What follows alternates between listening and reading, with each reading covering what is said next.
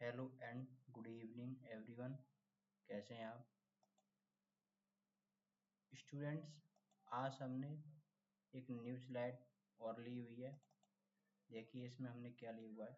हम बात करेंगे आज आर्थ्रोपोडा की कैरेक्टरिस्टिक्स की। ओके, तो पहली स्लाइड अपनी देखिए क्या है, कैरेक्टरिस्टिक्स ऑफ फाइलम आर्थ्रोपोडा। ठीक है, तो इसमें हमने पॉइंट वाइज लिया हुआ है। जो कैरेक्टर हैं इतने सारे के सारे जो हमें आर्थ्रोपोडा के पता होने चाहिए। पहला क्या है, the body is segmented, the segments usually grouped इन 2 और 3 रेदर डिस्टिंक्ट रीजन्स। कहने का मतलब ये है कि बॉडी इसकी सेगमेंटेड होती है, ये 2 या 3 डिस्टिंक्ट रीजन यानी 3 भागों में बटी हुई होती है, 2 या 3 भागों में। ठीक है, अगला पॉइंट है पेयर्ड सेगमेंटेड अपेंडेंजेस। ठीक है, यानी पेयर्ड के रूप में पाए जाते हैं।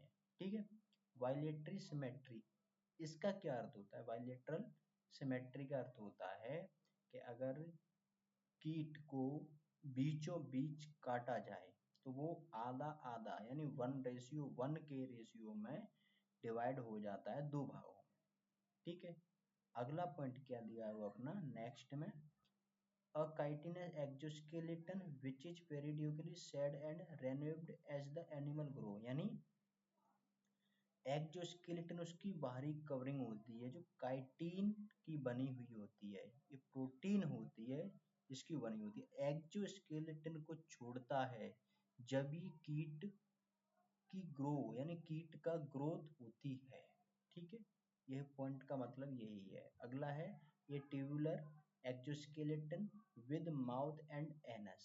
क्या कहना चाह रहा है ये tubular exoskeleton with mouth and anus है, माउथ से एनस तक एक्जोस्केलेटन एक ट्यूब के रूप में होती है। ठीक है, अगला है ओपन सर्कुलेटरी सिस्टम, यानी इसका सर्कुलेटरी सिस्टम कैसा होता है? ओपन टाइप का होता है।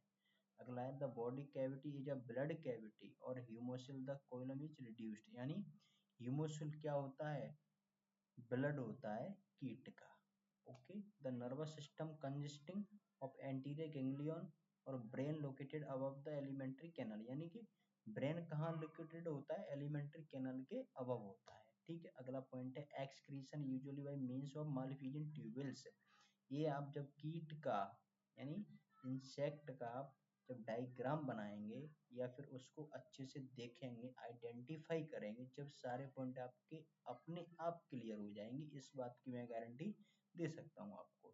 ठीक है, अगला point respiration bye means of gills for trachea and spiracles. यानी रेस्पायरेशन यानी सांस, उसकी श्वास कैसे लेता है? देखो वो जैसे हम लेते हैं अपनी नॉइज के द्वारा सांस लेते हैं, जैसे कीट के अंदर तो नहीं है, लेकिन वो स्पाइरिकल्स होते हैं उसकी बॉडी पर। ऐसे कीट का हेड थोरैक्स एब्डोमेन वाला भाग होता है, जैसे थोरैक्स कुछ भाग क्या कहते हैं, जो बीच वाला भाग है थोरैक्स, उसी पर उसके क्या पाए जाते हैं? स्पाइरिकल्स पाए जाते हैं, जिसके द्वारा क्या लेता है वो?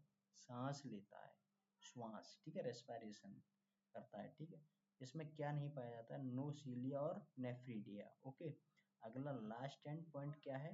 The sexes are nearly by always separate, यानी कि अलग अलग ऑलवेज होता है ना।